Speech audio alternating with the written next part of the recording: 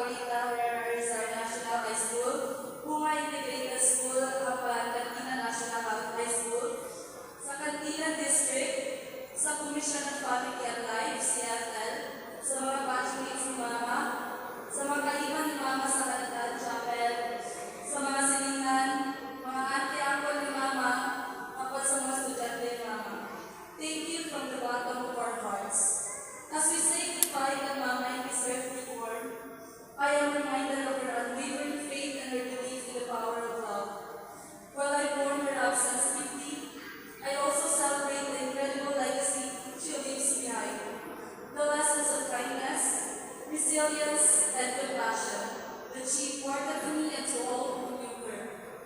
Mamaliw ako na untay continue na pagpagkip si Mama sa ating hearts and memories.